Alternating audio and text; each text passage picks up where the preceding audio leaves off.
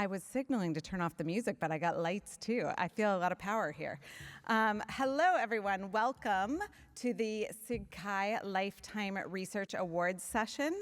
My name is Jillian Hayes, and I'm from the University of California, Irvine, and I am so thrilled that I had the privilege this year of chairing the awards committee that selected our two distinguished speakers today. I know you are absolutely in for a treat. What we are going to do today to make sure that everyone knows what's happening is we're going to have each of the speakers give their talks, and then we'll have a joint Q&A session at the end so you can ask questions of both of them. But first up, we have Joe Konstan. He's the Distinguished McKnight University Professor and Distinguished University Teaching Professor at the University of Minnesota. He is very well known for lots of things, most originally the Group Lens Project, for those of you that know that, but a wide variety of efforts in human-computer interaction, social computing, collaborative information filtering, and so on. I promised I would give the world's shortest introductions because you are not here to hear about our speakers, but you are here to hear from them. So let's welcome Joe up.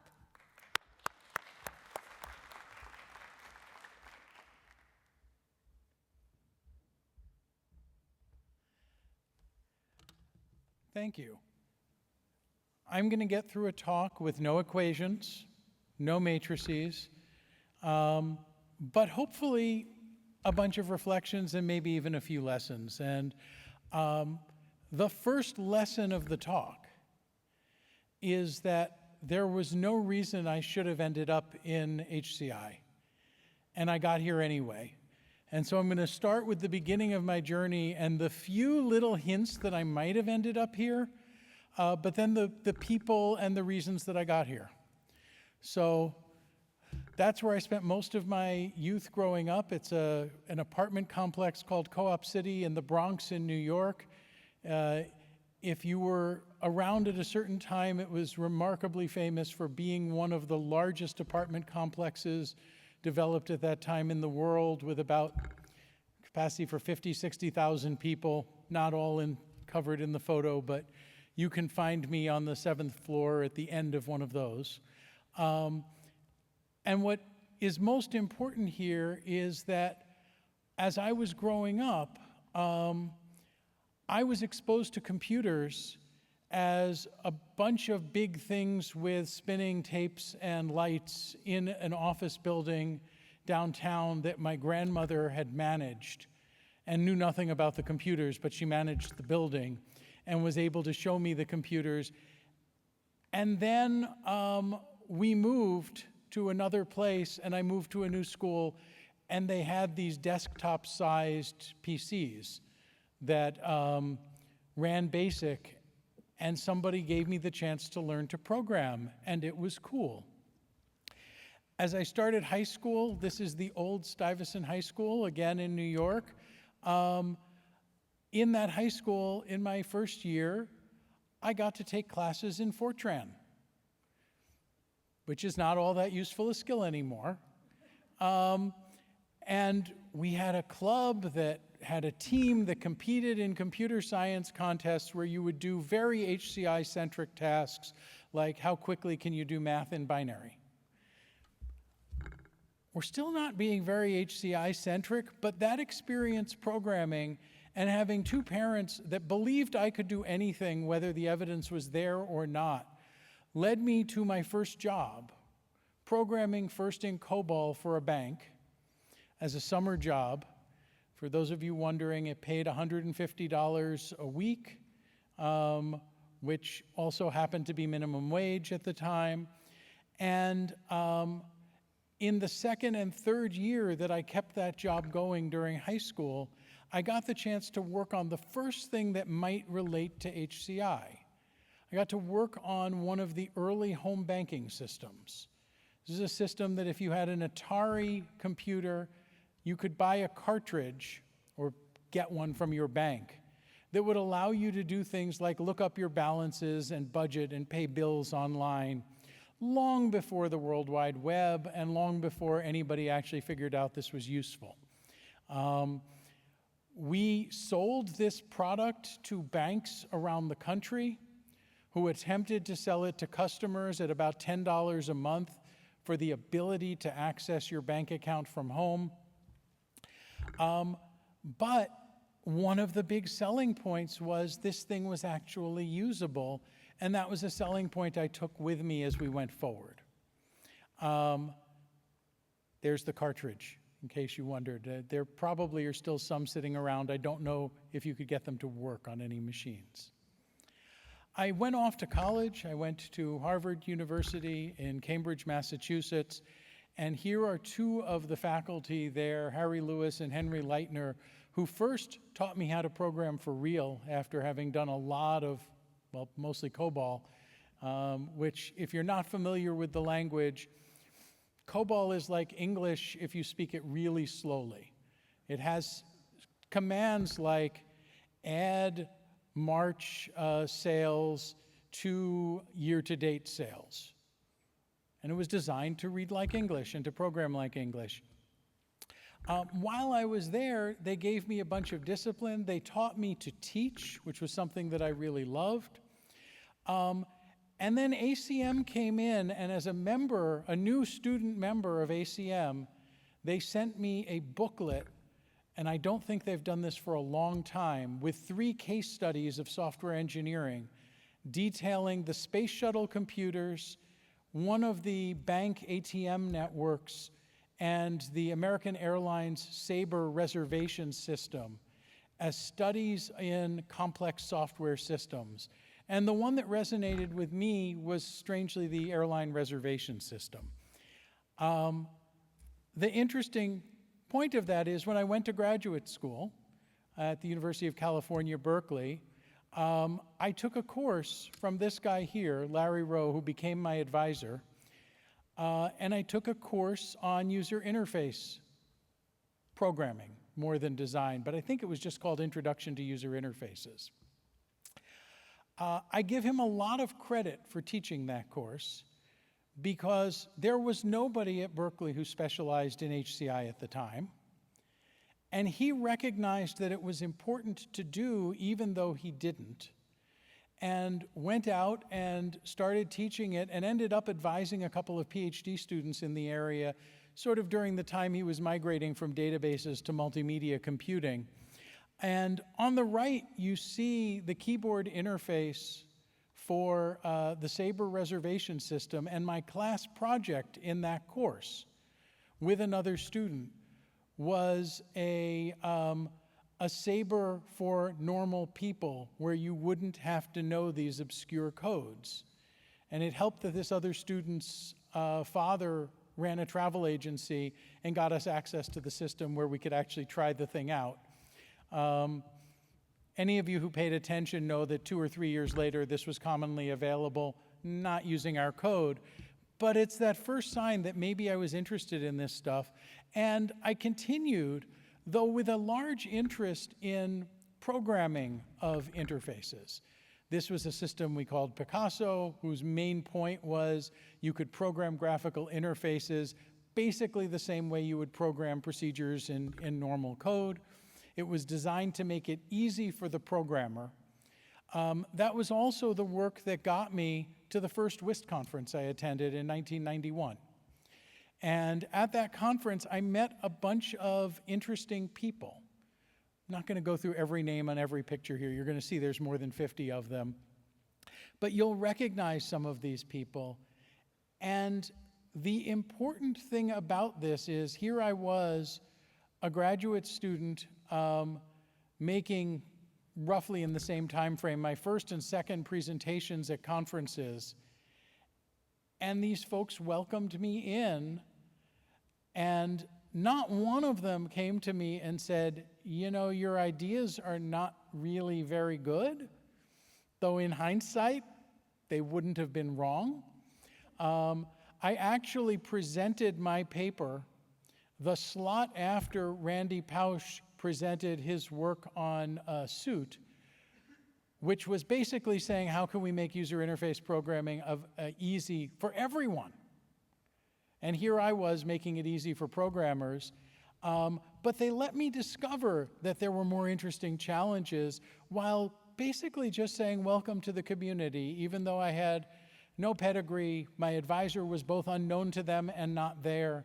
And I came away saying, I want to come back to this thing. And indeed I did. But first I graduated. Well, technically I graduated a year later, but I did move to Minnesota and take a faculty position. And folks who know the story are aware that very few of the faculty in my department knew that I did work related to anything called HCI. In fact, they didn't even know I did user interface tools so much as they thought I was filling a graphics position and that getting somebody who did graphical interfaces was good enough. I spent my first couple of years teaching rendering, and I still apologize to the students who took it from me because I had to learn it roughly while they did. We now have excellent people in computer graphics, none of whom are me. At Minnesota, I met a couple of people who became instrumental in my path. On the left is John Riedel, my close collaborator, who I'll say more about as we get into recommender systems. On the right, John Carlos, who was a mentor. He was somebody in the database space and in data mining and modeling. We ended up doing visualization work together. Both of them passed away quite prematurely, and but not until after they had a really significant chance to shape the path of my career. And in particular, well, I'll tell one story first. There's this weird thing that the first time I heard of Kai was 1993. And the only reason I went to Kai in 94 in Boston is because that group of nice people from the WIST conference, the way they said goodbye to each other at the end of WIST was, "I'll see you at Kai." And so I said that back because it seemed like a nice convention, and then I went to one of them and said, "What's Kai?" And they said, "Oh, you should come," and we went through this whole process. And while I was there, I discovered all sorts of other people who engaged me in lots of different ways. I discovered that some of the real leaders in the field were right in town, just not at the university. And so folks like Tom Erickson and Susan Dre, who were pioneers in the field, were right next door and happy to get involved and do things together. I also met other people here like Kevin Schofield and Marilyn Manti Tremaine at the time she was going by, who basically invited me to volunteer and said, "Why don't you get involved in this community and do something?" And so I did. But as I got back, my research directions changed. I was doing a lot of work on authoring, and particularly multimedia authoring. An idea that I still have not come to the realization was bad, because I think it was still pretty good, about how do you author presentations that involve controlling real-world devices, which is not by itself very hard, but then we wanted people to be able to go into Rewind. And you can't, pull the paper back into the printer and unprint it and other things. And so we had some really cool things going on there. But John Riedel came back from CSCW in '94, really excited about work that he and Paul Resnick at MIT had done on this thing called group lens or collaborative filtering. And he said, I think there's going to be some sort of a user interface piece of this, and I'm strong on the systems piece of this. Do you want to work together? And in '95, we got together for a long hacking session of over a week, and a group of about 6 of us put together these news readers that we could distribute over the internet to people to read news, and if you can read the buttons, which you can't, say things like, rate this article a 1, 2, 3, 4, or 5, or later we added the ability to just infer the rating from how long you spent reading it. And lo and behold, it worked. Their first pilot worked too. It was small. This was, for me, big. I mean, we had hundreds of users, some of whom were using it for years, running against a server. And it started my belief in trying things out with real people and running experiments on real people. Well, that took me into a whole different community. That's Paul Resnick in the top. There's a set of other people here who are sort of people who were at the foundation of this recommender systems community. At the time, we just called it collaborative filtering. The term recommender systems showed up when we got together in a workshop in '96 and started talking about, well, we need a name that sounds better. And somehow we got that one, and it stuck. And this group of people, one of the interesting pieces of it is, with one exception, who was an economist, Hal Varian, these were all people who saw these recommender systems as primarily HCI/social computing problems, and not primarily as a machine learning problem. And they formed the heart of this early community. In '96, we also commercialized the work we were doing at Minnesota into a company called NetPerceptions. The main lesson of that was when you talked to people in industry, our customers, they really did not care much about the offline metrics that we were publishing. They cared about things like, well, how much more do people buy when there are recommendations? And how long do we retain customers and things like that? And that really shaped where we were going. So we got to take over a system, and actually the technical term would be rebuild a system called MovieLens. Researchers at Digital Equipment Corporation had a site called Each Movie and said, yeah, we're shutting down, we did our research, do you guys want to build it instead? We said, sure, can we take it over? And they said, yeah. And then their lawyers said, well, not exactly. You can't have the code and you can't have the users, but you can have all our data. We can work with that, and within a month we actually had the MovieLens site up. MovieLens has been the subject of hundreds of experiments. It's still running. It's also been the source of a whole bunch of data sets that have been used by over 100,000 students and researchers around the world, because people started getting interested in, wait, you've got content and metadata and preference data and all that stuff together. And so we keep it going even today. So somewhere along this time, I started getting inquiries from a bunch of colleagues that had nothing to do with recommender systems that were interested in persuasive health. And I bring this up because I want to leave the message that there are fun detours and sometimes socially important detours that are worth taking even when you have a vision of where you're going. And so with the folks that are here, I ended up working on primarily health problems of elderly women and health problems of gay men. Not because I had any health expertise, but because people with really good health expertise said, we think the right thing to do is to build a computer system that involves persuasive computing and helping people work through their own challenges. And I will just say it was immensely rewarding to be able to go into a space where I didn't have to defend why am I simply helping people sell more, and could turn into the question of why am I simply helping people, period. And for those of you thinking about directions, don't ignore the detours. There's a lot of them, they can be fun. We actually took a perhaps better reasoned detour in another space, realizing the work we were doing with recommender systems was basically voluntary contributions.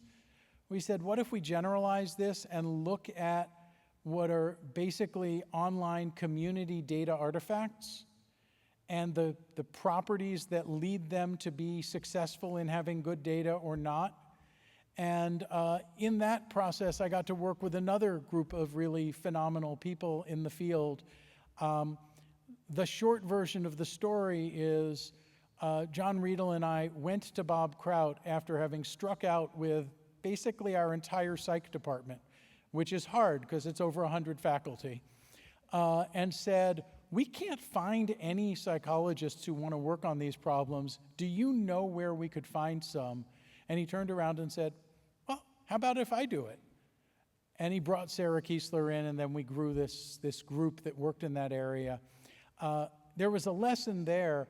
I don't think either one of us would have dared approach someone like that and say, hey, we've got this idea, do you want to work on it with us? And so if you have to go in there and just ask, can you recommend somebody, sometimes you'll be pleasantly surprised. Now, at the end, it turned out that it took less than a week for him to suggest a few changes to our idea that removed all of the original idea and replaced it with a better idea. Sometimes you have to accept that too. If you go work with brilliant people, they will have brilliant ideas. I continue with the parade of photos, in part to make the point that the thing that has enabled me to move forward in this community and with this work has been relationships with people. All of the people there and many, many more are people who I either was meeting at conferences and at other places and getting advice from as peers, people I collaborated with, people who were way more advanced than I was, but were willing to take time and just talk through things when I needed advice. And that's a large chunk of what this community has been. And what I hope I've been able to be for some people going forward. So, almost 20 years ago, in the very beginning of 2007, we decided maybe Recommender Systems could have its own conference. And one of the benefits of having been involved in SIGCHI and in ACM was I knew how to create a conference. And we did create the first Recommender Systems conference with about 125 people held in a meeting room at our university. It was cheap, it was good. If you read the really fine print, which I can't, it talks about we had 35 submissions and we accepted, I think, about 17 of them for presentation. And we had more people show up from industry than from academia. The RecSys conference, whoops, go back, I'll finish this discussion. The RecSys conference has been a big part of my life for the last 20 years. So much so that this year, for the 20th conference, I'm also co-chairing it and co-chairing it in Minnesota, where we bring it back to where it started. But it has changed. This conference is a place where the work I've done has changed and the work the field has done has changed. The one thing I think is really amazing about it is even though it's grown to over 1,000 people, it's still mostly industry. It is a tiny fraction of people who are presenting work and an enormous number of people who are coming to find out what that work is and to apply it in the systems that they're building. And often coming for tutorials and other things like that. But it is a conference that is anchored in two separate spaces. When we started working in this field, pretty much all of us had the same goal. Please, can we make personalization better than random? And then maybe, can we make personalization better than just give people the most popular items? And lo and behold, the basic algorithms in the field worked for that most of the time, if you didn't do dumb stuff, which we did, but not too often.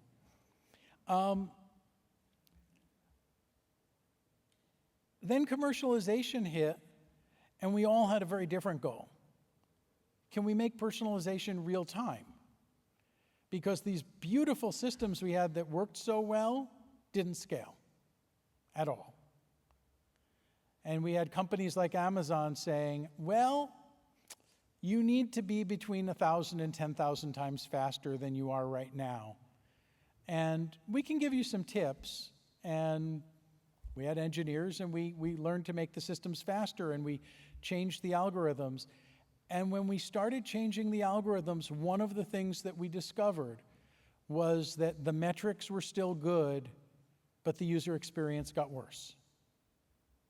We were just as accurate as we had been before, but we were, according to users, less bold, less adventurous, maybe a little less serendipitous.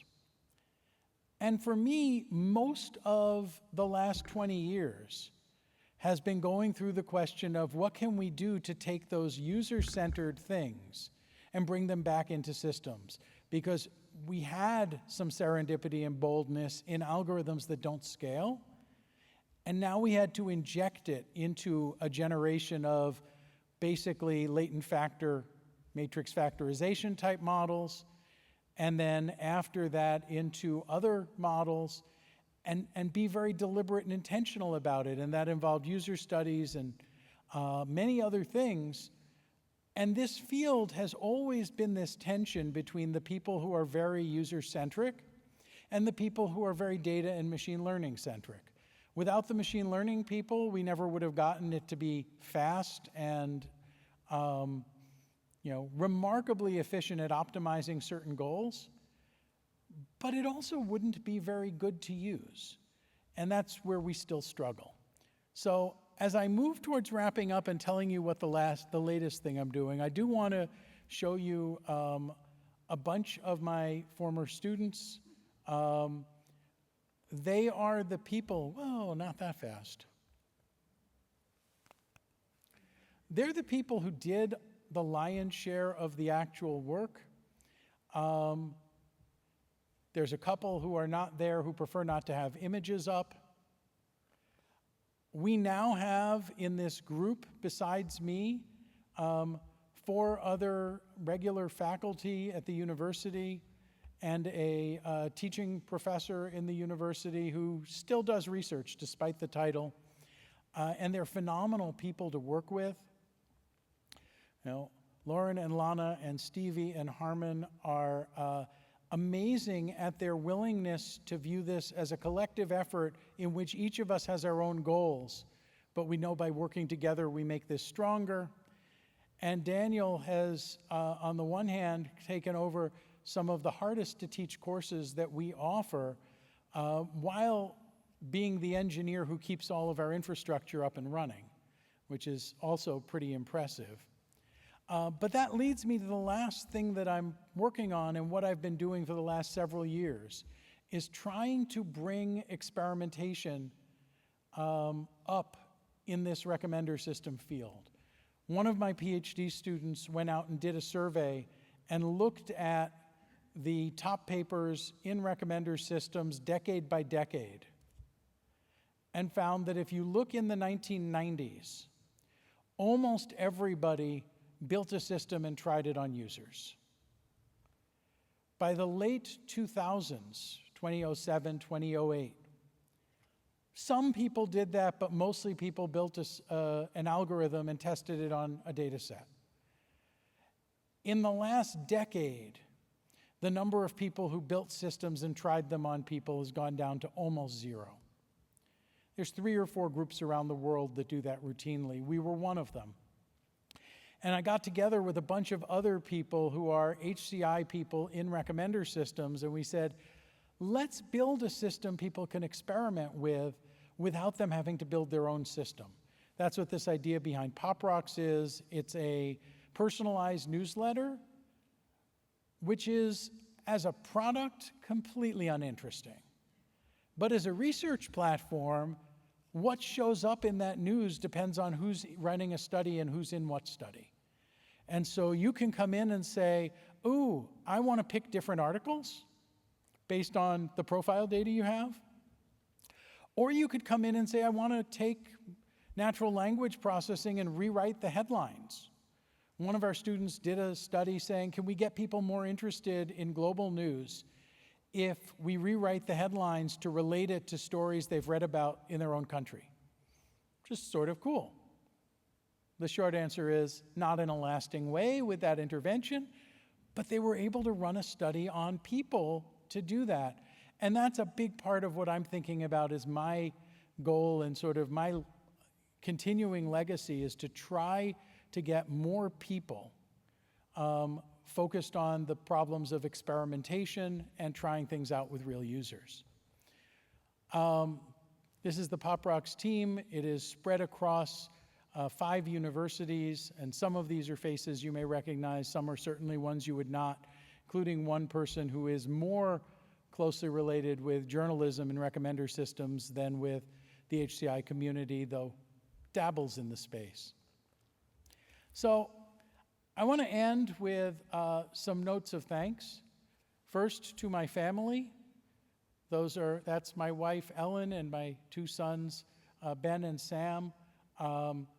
It's common for people to say, well, it's all of their sacrifice that made this possible. That doesn't mean it's not true. And they have always been remarkably supportive, even when the boys were little, in the idea that, oh, you do important stuff for work, that's cool, whatever it was. And that's just phenomenal. And then I want to say thank you to all the people you saw here and the ones that I could not include who've shaped things along the way. Thank you to the committee that judged me worthy of this, and the community here that has welcomed me so much, coming in from the outside and giving me the nice chance to be here. And I put up credits for the images. I don't expect you to read them. Thank you.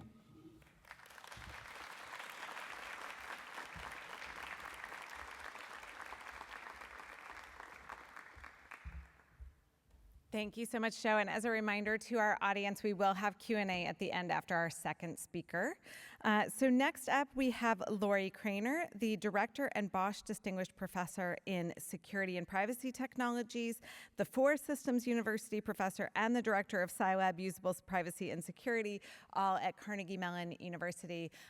You all almost certainly know her as the founder of many of the things that we think about in terms of usable security and privacy. And I think about her every time that my passwords don't match or some other horrible thing has happened to me. So come on up, Lori.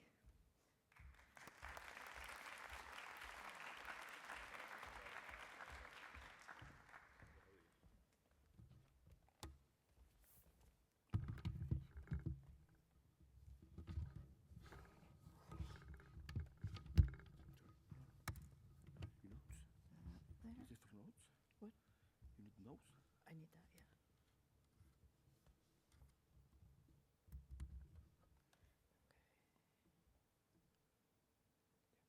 Okay.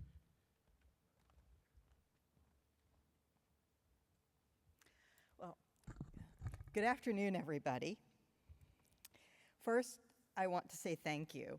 I'm really humbled and honored to receive this award. I want to thank Kai and the awards committee and the people who nominated me and all of that. But I also want to say that I feel like this is not just my award. This award belongs to all of my CUPS Lab students and collaborators from the past 30 or so years. And to all those people, I want to say thank you. I don't think I'm really old enough to have done a lifetime of research. But with fantastic students and collaborators, there is a really big multiplier effect. And apparently, that's how you do a lifetime of research in less than a lifetime. You can see some of my students and collaborators in these pictures. I'm going to try to mention a lot of them in my talk, but I have a limited amount of time, so please don't feel slighted if I leave you out. On the left here are some of my students and collaborators at Kai 2017 in Denver with the big blue bear. And on the right is a photo taken in my office, I think 2 summers ago, with my PhD students, undergrads, postdocs, and of course our unicorn. Okay, so now I'm going to give you a whirlwind tour through my background and 30+ years of research in a little over 30 minutes. We're going to take a nonlinear path through this, so hold on tight. I was interested in math, science, and computers from an early age, and my parents did their best to encourage that. But by the time I started college, I had decided that I definitely did not want to be a computer scientist. I headed off to Washington University in St. Louis for my undergraduate degree, thinking I would probably major in mechanical engineering, which seemed a lot more exciting. That's not actually what I majored in. I ended up majoring in engineering and public policy, and doing a summer internship in Washington, D.C. Along the way, I decided to minor in computer science, mostly because it was convenient, and I stayed to do a master's degree in technology and human affairs, and I did my master's thesis on electronic newspapers. And then I stayed to do a PhD in engineering and public policy. And then along the way, I got a second master's degree, this time in computer science, because I could get a fellowship that paid for my PhD, but I still didn't want to be a computer scientist. Both my master's thesis in computer science and my dissertation were about electronic voting, with a focus on the security, privacy, and policy issues associated with electronic voting, and this was back in the 1990s. I want to give a shout out to my PhD advisor at WashU, Ron Citron, who agreed to advise me, even though I told him that I had no interest in compilers, which was his research area, or actually computer science in general. But he advised me anyway. And when I told him that I was interested in electronic voting, he told me that he didn't know anything about it, but he was happy to learn. And he did actually learn along with me, which was great. I happened to hear about the 1992 Computers, Freedom, and Privacy Conference in San Francisco, and I convinced Ron to send me there. And it was a truly amazing experience. I learned a lot about internet policy issues, I learned a lot about privacy, and I was introduced to the board of the newly formed Electronic Frontier Foundation. Years later, after I became a professor, I was invited to join the EFF board, which was very exciting. But I didn't actually become a professor right away. My first job after I finished my PhD was at AT&T Labs in New Jersey, where I also happened to work with Paul Resnick. This was not my original plan. I had planned to become a professor, but the academic job offers I got were not very good, maybe because I kept saying I didn't want to be a computer scientist, and I got a great offer from AT&T, so that's where I went, and in hindsight, I think it worked out pretty well. Now is a good time to share a quote from the founder of AT&T, Alexandra Graham Bell. "Sometimes we stare so long at a door that is closing that we see too late the one that is open." Or to paraphrase, be opportunistic. As you will hear, I have made a lot of unexpected pivots throughout my career after things didn't always go entirely as planned. And often, the pivot turned out to be better than the original idea. So my advice to all of you who are looking for advice is be open to opportunities, but also be selective and pick the right ones. Shortly after arriving at AT&T, I was invited to join an international W3C working group on a privacy standard called P3P. Seemed like a fun project to work on for a few months, but it actually ended up taking the next 7 years of my life. I eventually became chair of the working group, and along the way, I learned an awful lot about privacy, but also leadership, project management, and even international diplomacy. And I wrote a book about the standard. The idea behind P3P was to solve the problem that nobody wanted to read privacy policies. And so the idea was if we could encode privacy policies in a standard XML format, then your web browser could read them for you and hopefully do something useful on your behalf. At some point, I realized that P3P was actually not going to be very useful unless there were good tools with good user interfaces for users. And none of the browser companies who were involved in the P3P working groups seemed actually interested in designing a good P3P user interface. Well, when I was at WashU, I took the one HCI course that was offered, and I loved it. But it was only one course, and so I knew a little bit about usability and designing interfaces, but actually not very much. Undeterred, I asked for resources from my management at AT&T and started designing a P3P browser plugin called Privacy Bird. and the sound did not work. Okay, you were supposed to hear tweet, tweet, tweet. Just imagine you heard that.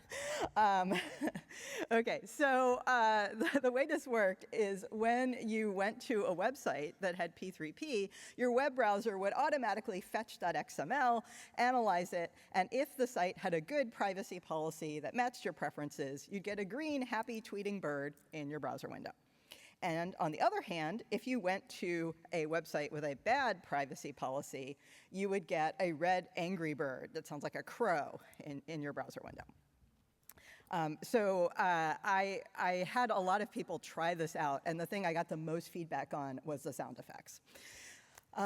As I was working on this project, I turned to the HCI research literature to find out how to design usable privacy tools, and came up pretty much empty-handed. So I thought, all right, well, maybe I'll find some research on how to design good security tools. And there was a little bit, but not really very much. And so I saw there was a research vacuum here, and I saw this as an opportunity to do research in a new field. As luck would have it, there was a workshop on HCI and security systems at CHI 2003 that happened right around that time. And that was the first CHI conference that I attended. It was great to meet other researchers who were interested in this emerging new field. Also in 2003, the US telecom industry tanked, and a lot of people were laid off from AT&T or chose to leave. So I went out on the job market, and I ended up joining the Faculty of Computer Science at Carnegie Mellon University. For my job talk, I talked about my work with P3P and PrivacyBird and pitched my vision for usable privacy and security. Now, for those of you who might be wondering, I did not start at CMU as a tenured professor or even a tenure track professor. I started on the research track, and I had actually a pretty rough time at the beginning and wondered whether I really belonged at CMU or even in academia at all. Some senior faculty in my department, as well as some leaders in other departments at CMU, including the Human-Computer Interaction Institute, supported me and helped me find a path forward. I had to work my way through a track switch and a partial department change before I eventually got tenure, so this wasn't a straight path through academia. In the summer of 2004, I organized a workshop on usable privacy and security with the rather unfortunate acronym WHOOPS. I invited some of the people that I had met at the CHI workshop, as well as others who were intrigued by this research area. And the workshop was very discussion-oriented. There weren't that many presentations, and we had a lot of chat and whiteboard notes and things like that. And one of the things that kept coming up was that people said they couldn't get their usable privacy and security papers published at CHI because CHI reviewers didn't understand security, and they couldn't get their papers published at security conferences because security people didn't understand humans. So the participants in the workshop said, this was all great, but next time we come together, could we actually have a real conference where we can publish our papers? So I said, all right, I'll get to work on that. I went back to CMU, and I went around and asked more senior people where I could get funding. And I got some funding from the Scilab Security and Privacy Institute at CMU and launched the first Symposium on Usable Privacy and Security with a better acronym, SOUPS. So that was in 2005. The first SOUPS was chaired by Mary Ellen Zurko and had about 70 attendees and was held on campus at CMU. SOUPS has grown over the years and now has about 300 attendees, and it has become a Usenix conference. And this summer, the 22nd SOUPS will be held in Hanover, Germany. I love the SOUPS community and the fact that I can go to SOUPS and the entire conference fits in one room, and 100% of the papers are on topics that I'm interested in. But I also still love CHI, and I am grateful that for many years now, there's actually been a lot of usable privacy and security papers published at CHI. I think this year there might actually be more usable privacy and security papers here than the entire SOUPS conference. It's also the case that security conferences also publish a lot of work in this field, as well as privacy conferences, so that has been great to see. Also in 2005, I edited a book on security and usability with Simpson Garfinkel. And the next year, I developed a course on usable privacy and security with my colleagues Mike Ryder and Jason Hong. I'm now teaching this course this semester for the 17th time. I teach a mix of HCI methods and topics in usable privacy and security research. And one of the things that we've done from the beginning is there's a big course project. It's a group project where students actually have to do a user study and get IRB approval, the whole thing. And many of them, at the end of the semester, submit their project as a poster to SUPS. And every year, we have several project teams that actually get to present at SUPS. And then some of them go on and continue working on the project and submit it as a full conference paper at SUPS or CHI or Usenix Security or something like that. So another thing that happens a lot in this course is I use a lot of photos that I've taken over the years, and especially photos I've taken of interesting bathroom fixtures that have usability or privacy concerns. And so I use a lot of potty examples in my course. I also have a class activity, which is my favorite activity, where I have, when we're talking about privacy notices and privacy choice interfaces, I have the students design a privacy notice and choice experience for smart toilets in public restrooms. This is a lot of fun. And I gave a talk about this at the Pepper 2021 conference, which unfortunately was held online due to COVID. But the great thing about it was I got to record my talk, so of course I recorded it in my third floor bathroom. And you can watch it on YouTube. Right, we talk a lot in my course about how to make security and privacy easier for humans, and the fact that you can't just slap some usability on security and privacy. It is really important to think about how people are going to interact with the security and privacy from the beginning. I also discuss why my usable security course is different from any other HCI course that people might take, and why usable security user studies tend to be a little bit different. We talk about the fact that many usable security studies involve the presence of an adversary or risk. And many of these studies explore whether participants are aware of the risk and understand how they should behave to reduce the risk. Now, of course, we can't actually put participants at increased risk in a user study, so of course we simulate the risk. Many of these studies involve some sort of hypothetical situation, or sometimes these are deceptive studies.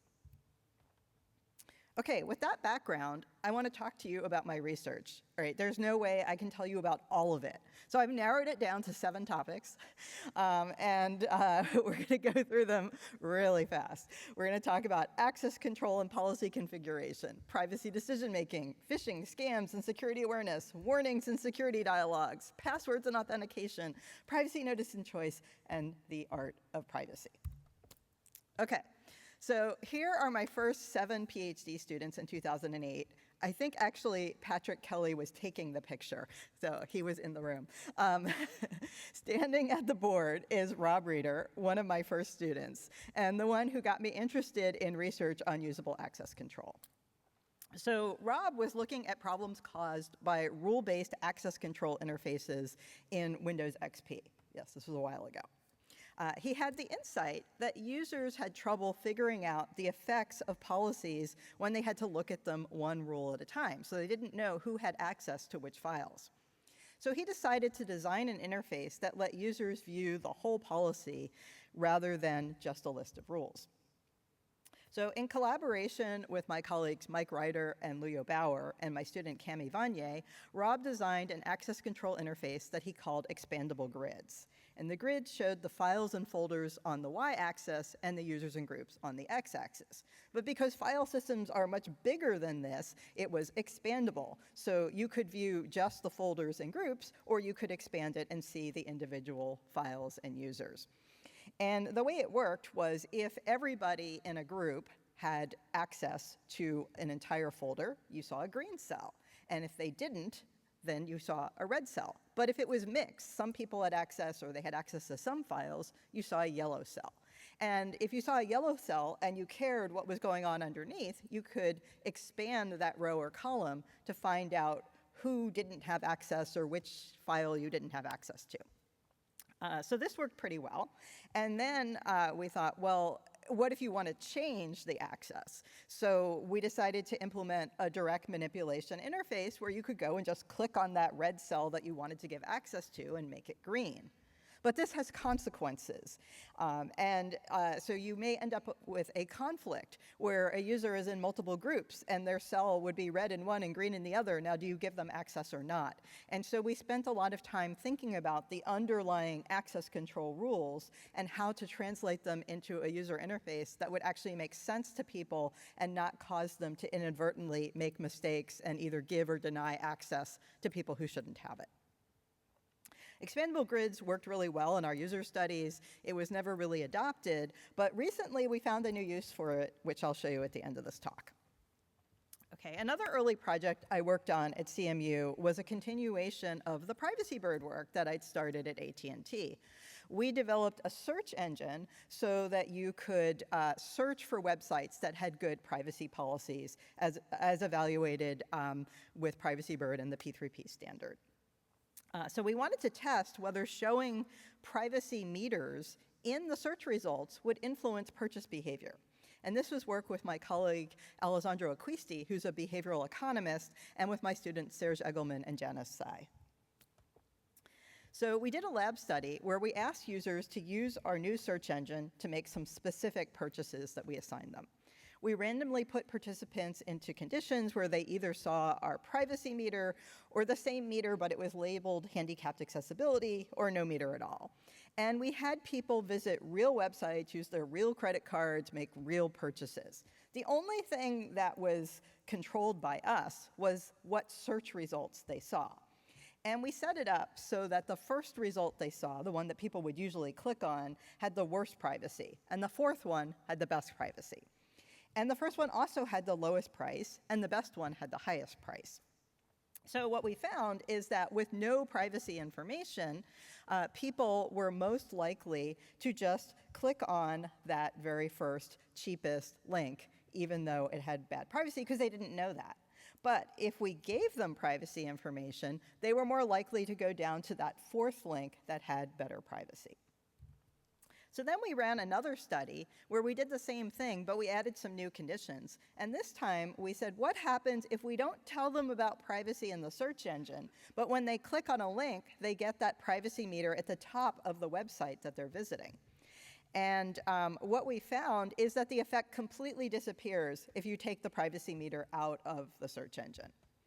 We also found a larger effect when you assign people to buy privacy-sensitive items, in this case, sex toys. This was the first in a series of studies that I've done that might be characterized as smut for science. All right, so the next big CUPS Lab project focused on helping protect people from phishing attacks. And this was done with my colleagues Norman Sade, Jason Hong, Julie Downs, and Alessandro Acquisti. We conducted a number of research studies to determine why people were falling for phish and what types of information they needed to better protect themselves. And one of the things that we observed was that experts were mousing over URLs and telling us that they're just looking at that URL and they can tell if it's phishing or not. But when we talked to non-experts, they didn't know what to look at. And we asked them why they didn't look at the URL. They either didn't know what a URL was, or they said that they didn't actually know how to parse it. They didn't know what to look for.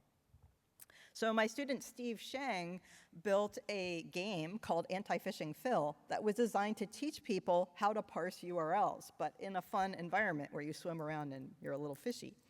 And then another one of my students, PK, developed something called Phish Guru, which was a system where we sent fake phishing emails to employees of a company, and when they fell for them, we showed them a comic strip to educate them. And we found that this was very effective. We ended up actually starting a startup company called Wombat Security to commercialize these products, and it was fairly successful and was acquired by the big security company Proofpoint about a decade later. So for a while, I didn't do any more phishing work or scam work, but then recently, I have a crop of students who are really into scams. And so Elijah Bama Sims has been doing some studies related to scams again. He looked at YouTube giveaway scams and looked to see whether kids or adults were more susceptible to them. He's also been looking at Reddit discussions about scams to see what types of things are being discussed, whether people are actually providing useful information to help each other avoid scams, and what we can learn about what's going on in scams from reading these Reddit posts. I have other students who are now looking at security awareness training videos on YouTube and trying to determine whether they actually teach anybody anything. Now, security awareness training is actually kind of controversial. So many researchers, including me, have argued that our goal should be to actually make it really easy for the users, to protect the users, and not require them to do all this work in order to protect themselves. But unfortunately, even though we've been trying to block phishing emails for 25 years, well, I still get phishing emails, and you probably do too. So clearly, we have not yet succeeded in just making it work seamlessly for users. And so I think we still need to spend some effort in educating users. There's also a number of recent papers that have argued that most of the security awareness training doesn't work. And there is a lot of it that doesn't work, but I think there's some of it that actually is making a dent in the problem.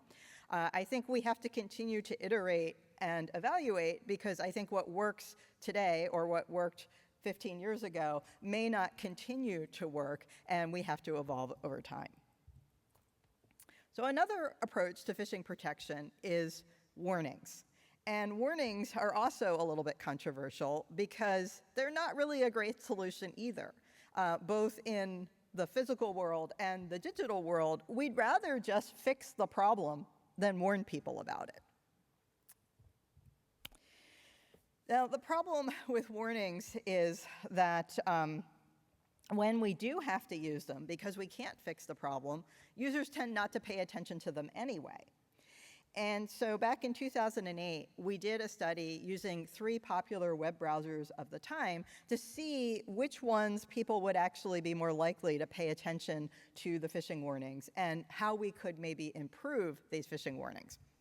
So we did a deceptive study where we invited people into our lab and had them buy boxes of paper clips on Amazon. And so after they bought the paperclip, we asked them to check their email and get their receipt so we could reimburse them. And while they were doing that, they discovered an email that looked like it was from Amazon, but actually it was from us. And it had a phishing URL in it, amazonaccounts.net. Almost everybody fell for it, and that triggered the phishing warning in their web browser. And then we could see what we wanted to see, which is what did they do when they got that warning? And a lot of people ignored it and proceeded to our phishing website. So our study actually resulted in some good insights into what was working and not working in the phishing warnings and how to improve phishing warnings, which we shared with browser vendors. And Serge Ugelman, who worked on this, actually had a summer internship at Microsoft and had an opportunity to share his research with them. And it did result in changes in the Internet Explorer phishing warnings, and some of them were based on our recommendations. In another warning study we did, this was led by Christian Bravo Lillo and was in collaboration with Julie Downs, Stuart Schechter, and Rob Reeder. We set out to find a type of attractor that would attract users' attention to the critical information in a warning. And so we tested a bunch of candidates. So this one was kind of the ugly warning sign colors. We had one that was animated. We had one that was both yellow and animated. This one, you had to swipe your mouse over the critical information before it would let you proceed to do the risky thing. And then this one here, you had to actually retype the critical information. I think it's the only way to get people to read things. I'm like tempted sometimes to ask my students to retype stuff because they won't actually read the assignments. All right, so we framed our study as an online game study, and we told people they were going to have to play 3 online games and answer some surveys. And they played the first 2 games and answered the surveys, and when they got to the 3rd game, a warning popped up. And we wanted to see what they did when the warning popped up, and they were in different conditions with different warnings.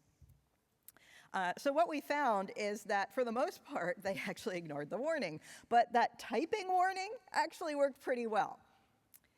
So we thought, well, that's pretty cool, but they only saw that once. So maybe it was just the novelty of the warning which made it effective. So we did another study in which it was a sort of a convoluted thing, but people actually had to see and swat away large numbers of warnings. It was painful, and we tried lots of different warnings there. And the only one that survived and didn't result in almost immediate habituation was that typing warning.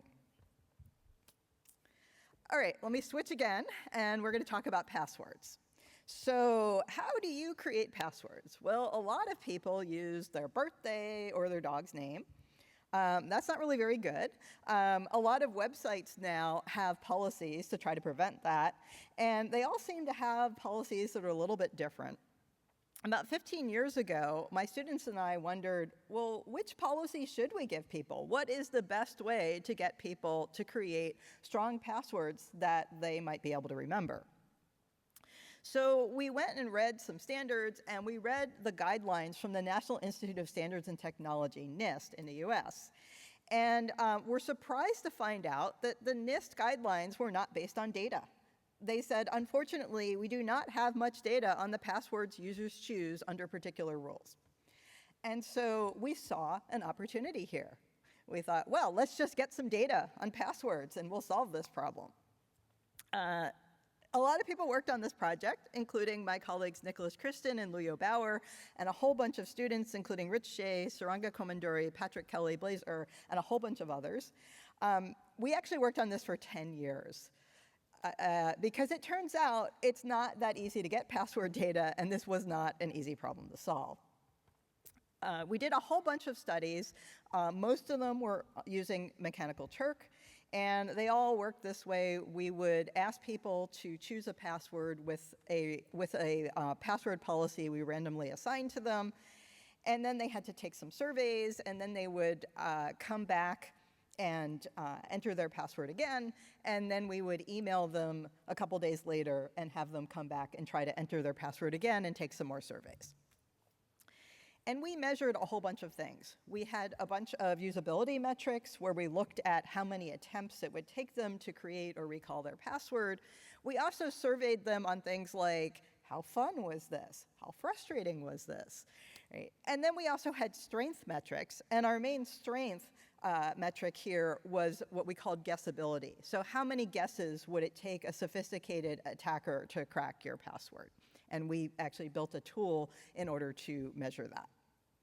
So from all of these studies that we did, we came up with some ideas about how to make a better password policy. Things like you're better off requiring long passwords than passwords with lots of digits and symbols in them. We also looked at things like, do password meters help? And so we did a study where we tested a whole bunch of password meters, including this one, which was a dancing bunny. The idea was as your password got stronger, the bunny would dance faster and faster and faster. So what we found was that password meters actually are helpful somewhat. It doesn't really matter what size or color they are or whether you include dancing bunnies or not. But what really makes a difference and has a big impact is to withhold praise. We found that a lot of password meters tell you you have a good password too quickly, and so you don't try harder. But it's actually helpful to wait before you praise users. It's also helpful to give them useful advice and not say things like, try adding a symbol to the end of your password, because then they just add an exclamation point and think they have a strong password, which is not. So Blaise Ur actually, as part of his thesis, developed a better password meter that was based on our research. It withheld praise a bit, but it also had some very actionable items about how to improve passwords. Right. Along the way, while I was working on passwords, I took a sabbatical at the art school at Carnegie Mellon. And one of the things I did during that year is I took a data set of stolen passwords and visualized it into a quilt. And in the process of designing and sewing this quilt, I learned a lot about the passwords that people choose. So these are the most common stolen passwords in this data set, and I learned that a lot of them are all numbers, a lot of them have the word love in them, and there are a lot of monkeys. My password quilt was called Security Blanket, and it won honorable mention in a Science Magazine scientific visualization contest and was published in the magazine. It's the only time I've ever been published in Science Magazine. I also made a dress to go with the quilt, and other people made shirts and ties and even chairs. I wore the dress when I was interviewed in my kitchen for the Today Show. It became very popular. I was told I had to wear it in Davos, Switzerland, when I was interviewed outside in the cold, which inspired me to make another one with long sleeves and pockets. Also made masks during the pandemic, and the ball gown version, which also has pockets. In 2016, I spent a year at the US Federal Trade Commission as the chief technologist. And among other things, I wrote a lot of blog posts. In one of them, I explained that password research shows that forcing people to change their passwords every 90 days can actually be pretty counterproductive. And this got a lot of press. A lot of people were very happy about this because they all hate changing their passwords constantly. And NIST finally admitted that their password recommendations were wrong, and they issued revised recommendations based on research from Carnegie Mellon, but from a lot of other people as well. So that was exciting to see. Okay, let's go back to privacy. So privacy policies look like that picture. Nobody wants to read them. And back in the 1990s, when the US Federal Trade Commission was trying to get companies to have privacy policies, a lot of people said, these are not really working. Nobody reads them. Why can't they look more like nutrition labels? And so I decided to think a bit about nutrition labels and why nutrition labels might be useful. They're great because they're short. They give you a quick overview. You can check for specific characteristics, you can compare food, and if you don't bother doing that, that's okay because journalists and experts can do that for you and write articles about it. But nutrition labels will not on their own solve or prevent the obesity problem. So I think privacy labels could be similar. They could also give you a quick overview and allow you to compare privacy practices and also let other people read them so you don't have to. But again, on their own, they're not going to protect privacy. So I want to put that context out there because I get a lot of criticism on privacy labels from people who say, well, they don't really protect privacy. And no, they don't. So we did some work in designing privacy labels. This was work led by Patrick Kelly, where we have this privacy label that shows you types of data on one axis and data purposes on another, and you can easily compare websites side by side. This was actually generated automatically from P3P metadata, but sadly P3P was never widely adopted and it was retired in 2018. It was effectively retired probably about 10 years before that. I've also worked on IoT security and privacy labels, and this is work that I've done with Yuvraj Agarwal and Pardis Amami Naini. We designed these beautiful privacy labels. We've written papers on them. We went and showed them to IoT manufacturers, and they really weren't interested. And then the US White House in 2022 issued an executive order and said, there will be labels on IoT devices. And ever since then, there's been this government process to try to make that happen. Yuvraj actually got to go to that White House meeting. They've been stalled for months and months. And I just saw a news article this morning that maybe it's unstalled. So we'll see what happens there. All right, but here's one that actually does exist. These are bank privacy labels. Most US banks put their privacy policies in the standard format. And that's pretty cool. You can compare them, and if you're me and you get these in the mail, you discover that all of your banks have bad privacy. So my students, Pedro Leon and Blaise decided to crawl the web, and they found like 6,000 bank privacy policies. They put them in a database, and now they're searchable. Right? Now we can actually look to see what banks are in my zip code, and we can sort them by their privacy policies, which is much more powerful than just having the label. So the quick lesson here about labels is that it's useful to have labels so that you have this standard set of information that you can look at. It's even more useful to have search engines that let you search for good labels. Even more useful to have comparison tools that help you decide which are better. And even better is to have automation, so you don't have to do any of this, and you can just let your user agent tools go find what's useful to you, and also answer all of those stupid privacy pop-ups that come around. You'd like to have that all that be automated. Okay. Another type of label is Android app labels. This was work by Patrick Kelly looking at Android labels, Android app privacy labels. We wrote a CHI paper on this in 2013. We sent copies to Google and to Apple and suggested that they implement it. Took them a while. In 2020, Apple actually issued privacy labels, and Google did it in 2022. They're a similar idea, although the two companies look different. So super exciting. Wow, they're doing privacy labels. Until I started looking at them carefully, and the problem is they're not actually very good.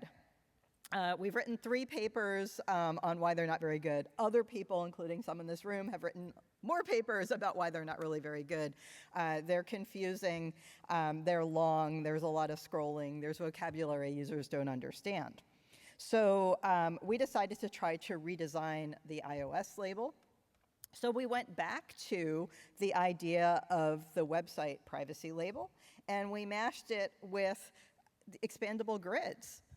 And we built a new and improved iOS privacy label. Should look a little bit familiar there. And we added the expandable grid there so that in order to get it to fit on one iPhone screen, it's collapsed, but you can also drill down on the parts that you're interested in. Okay, another way that people have tried to simplify privacy is by using icons. So when the California Consumer Privacy Act came out, one of the provisions in it was that there should be a do not sell my personal information link, and optionally it would have an icon next to it. So we reached out to the California Attorney General's office and said, what would that icon look like? And they said, we don't know, but we have a 90-day public comment period, and we would love your input. So this is something that I worked on with my student Hannah Habib, and as well as Norman Sade, Alessandro Acquisti, and some other people were involved, including Florian Schaub, Yaxing Yao, Jijin Zhu at the University of Michigan. Okay, so we did some ideation to figure out what this icon might look like. Then we did lots of crowd worker studies to test different designs. We narrowed them down, and we decided that this stylized toggle was going to be the best idea. So we wrote a report to the Attorney General, and they came back and said, great, this is what we're going to adopt. And we had some concerns about their choice because it seemed to us that theirs looked like an actual toggle that was maintaining state. And we were worried that people would not be able to figure it out because of that. So we did another study. We compared theirs and ours, and we pointed out the state thing, and we told them, no, really, you should adopt ours. We went back and forth with them for months and months, and they finally adopted our icon. But initially, nobody used it because it was an optional icon. And one of the things that we told them is that you shouldn't have an icon for every privacy choice. This would get silly. So it should actually be an icon to say, make all your privacy choices here. So a year later, the icon starts showing up on lots and lots of websites.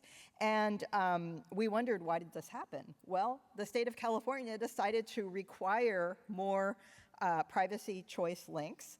And they gave companies an option of saying, we will just have one Your Privacy Choices link, and you have to have this icon. And so that's what happened. Okay, last thing I'm going to do before I wrap up here.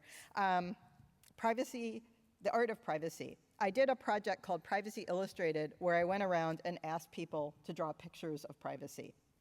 And so you can see I have lots of pictures from kids and adults on potties and fences and eyeballs, and even Spider-Man who needs privacy to put his costume on, and turtles who carry their privacy with them. And I was inspired by these kids' drawings to actually write a book about privacy for 4 to 6-year-olds. Of course, it includes a bathroom picture, because you got to do that. And I spent a lot of time developing this, talking to kids and parents and preschool teachers. The book is called Privacy Please. It came out in December. You can check it out on the website. I also have about 20 copies with me, which I am happy to autograph. The book was also inspired by my experience with my own children. I have 3 children who used to come to conferences with me a lot. They are now young adults. This picture was taken last weekend with my husband, my 3 kids, and my parents. My parents have always been mentors to me, and so I want to give them a shout out too. My family has been very supportive of my career, but also my hobbies, which I have a lot of. I play the bass flute. I do some urban gardening. I play soccer, and I do a lot of sewing. All right, and I will end here with a photo of my current unicorn students, and my favorite quote: unless someone like you cares a whole awful lot, nothing is going to get better. It's not. Thank you.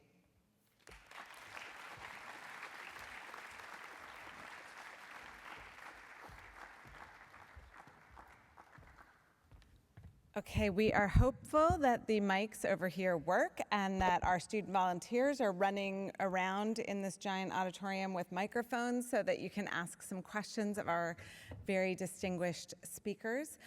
Feel free to direct them at both of them or one or the other. I can't see you because this is a bad lighting situation, so I'm hoping the student volunteers will get mics and flag for us if people have questions. And if I can ask you also to just quickly introduce yourself and your institution when you give a question. We got anyone waving their hands? Oh, there's one. Well, while our student volunteer is making their way up there, I will ask you both a question, which is, one of the things I have admired about both of you over your careers is that you do a lot of stuff outside of work. And given that we probably have a lot of students in the audience, how do you make that all work? And can you encourage them that it's okay? You can have a successful career and do other things? You can have a successful career and do other things. No, I actually think it's essential that you do other things. And some of that is just mixing it up, and that can be mixing it up within work, that can be adding in service activities. If you really want to advance, I think we've both had the experience that sometimes your community needs something and it's the opportunity to do it. But it also means things that have nothing to do with any of that. Whether you like biking or I play poker a bunch, other people have other things. If you want lessons, you just pay with any losses. No, wait. I think if you don't have other things to recharge your brain, at some point it gets fatigued. Yeah, I totally agree. I find that I need to sometimes turn off the computer and go do something else. And my husband definitely recognizes that, because there have been days where I've been sitting in front of the computer all day, and he says, don't you like have soccer practice or something? And I was like, oh yeah, but I'm so busy. And he's like, no, you need to go. And he's so right. And I am much more productive and feel so much better having left the computer and gone out and run around in the grass. And, yeah. I think, was it over here I saw it? Oh, over there. Great. Thanks. Jason Weezy from the University of Utah. Thank you both for these really inspiring talks, and all of your incredible work over the years has been inspiring to me all along. working directly with Lori at points as well. My question is for both of you, but it was inspired by Joe, who sort of directly called out that when you went to WISC the first time that you got to give a talk that in retrospect you think wasn't very good, or you said something about, you didn't think the work was very good, and that, the people there were very gracious and really welcomed you into WISC, which, I think many people maybe see as a kind of a gatekeepy kind of a community now. It's, low acceptance rate and really trying to sort of keep things tight. And so I think for both of you, sort of seeing your paths and how much you relied on the graciousness of the people above, I guess my question is, do you think that we still do that environment still exists with what we have here today? And how can we do better? How can we do more of that? Yeah, I think as the community and the conferences grow, it's definitely harder to do that. And I think, a good introduction is when you find a small community within the big community. So I think the fact that we have workshops where you can have a small community and we have meetups is helpful. And also, one of the reasons why SUPES is still my favorite conference, and I say that not just because I started it, is because it is smaller, and I do feel like it's easier for people to get into the community. And then once you dip your toe in, then you're ready to go out to the big place. Yeah, I agree that we've made things harder. And part of it is we are competing with each other more than we're helping each other. Because as a field, we have moved past the stage where we think of the enemy as everybody else who doesn't recognize that we're legitimate. And now the enemy is those other people who, if they get accepted, there's no slot for my paper. I don't have any great answers. I have a couple of ideas that I think would help. I feel like as you narrow down, you become more likely to reject things because of mistakes, rather than to select things because they have good and interesting new ideas. And I don't know if I will ever do this, and if you want to volunteer, please don't wait for me. But I would like to see more tracks and venues where the paper is reviewed before you do the work rather than after. I think that the idea of having people say up front, hey, this is a great idea. If you do this, we should publish it, whatever you find, would be much more interesting. In certain cases, it doesn't work for everything. Than having people look at, was there a flaw that I can use to make the case that, well, you don't get in this year, and maybe there'll be a chance for you next year when you fix the flaw. So I do think workshops are a solution. I think that other venues can be a solution. But we've also gone to the point where, as a field, we expect so many publications at such a high rejection rate that we're hurting our people.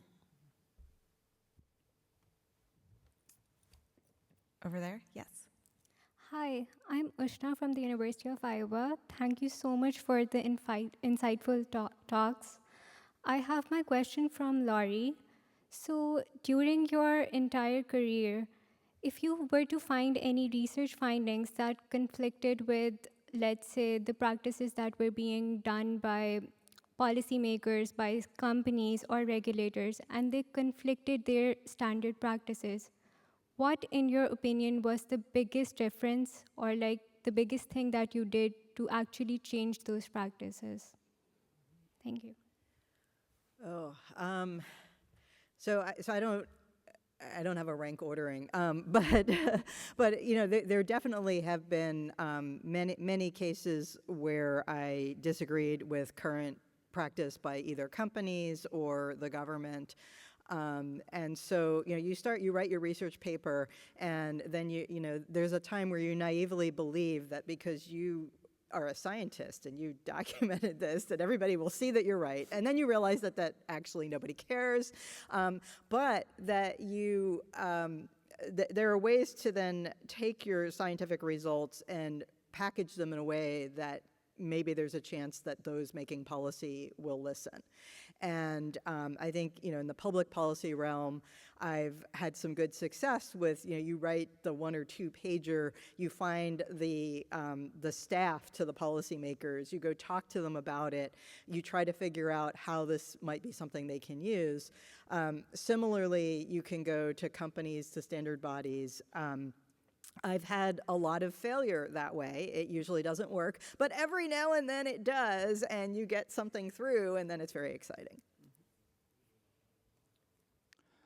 Albrecht Schmidt from the University of Munich. Congratulations again, and I really enjoyed the talks.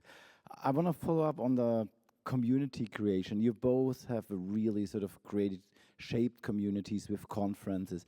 And I think looking back at the last 25 years, it seems like sort of, if you didn't get published, you started a conference, and there are quite a few. We have now 30, and sort of my take was it seemed really easy at that time, and nobody knew A-star venues or Q1 journals. And I think now we are on the other side, and we are basically hiring people. And so what can we do to really bring that spirit back? Because I think that creation, I think it's really the new stuff. If SOUPS would not happen, if the recommender systems community, if this would not have happened, I think this growth and the playback into CHI would not have happened.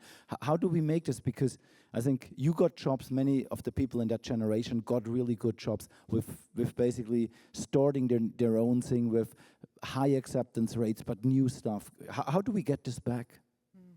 Well, I think part of it is academia and hiring committees. I've been very fortunate to be at a university that frowns on bean counting, and nobody has ever asked me what the rating of my journal or conference or whatever is. And I think all universities should be that way. I think a tenure process that emphasizes, it only counts if you published in these top 10 journals or conferences is not good for our community, and you should all go back to your universities and tell them to cut that out. I know it's a big lift. I know it won't happen overnight, but I think that's really what we need to do.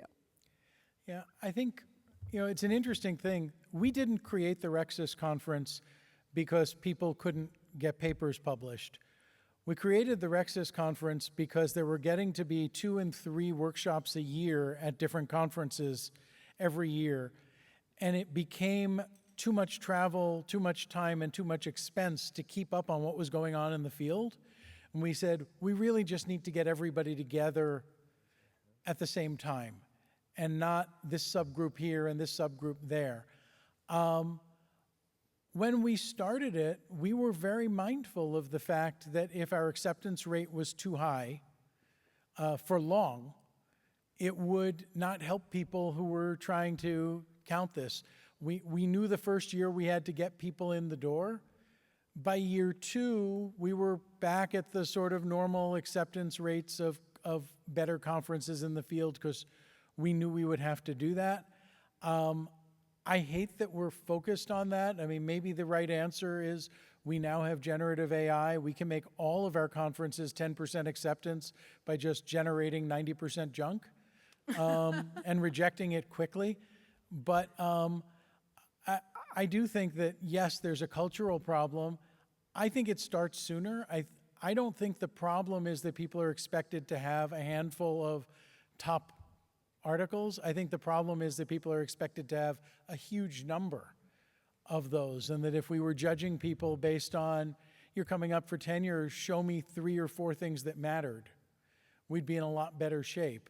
But we're also in a period right now where too many of us and our colleagues are looking for easy answers to evaluation, and it's easier to evaluate by counting than it is by reading and finding out about the impact. And the places that take the time to really understand the impact of people's work don't have to constrain themselves by, is it on somebody else's venue list?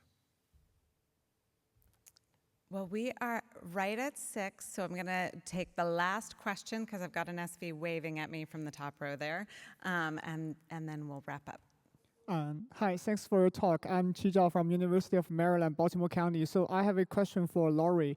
So you talk about how you introduce privacy to like kids and like adults, like in the community settings. So I was wondering, what should we keep from your perspective? What should we keep in mind when we introduce like other concepts outside of, to these different populations outside of the academia and go directly into the community settings? Thank you. Yeah, I think you have to, before you go and introduce a concept to a new community, you have to talk to that community and understand where they are and meet them where they are at. So, you know, I talk to kids, parents, preschool teachers to understand what made sense when you talk about privacy in that environment. And like one surprising thing that happened when I talked to preschool teachers is I found out that preschool bathrooms don't have doors. And so if you focus on closing the door in the bathroom, it doesn't make sense in a preschool. So I think any kind of concept that you want to introduce to a non-technical community, you have to find out what is it like in that community and how does whatever you're trying to introduce, how would it make sense to that community? All right, so what I am going to take from all of these questions and answers so far is you all need to go out, be a part of your community, both in work and in your play. You need to keep at it, even if you're getting rejected lots.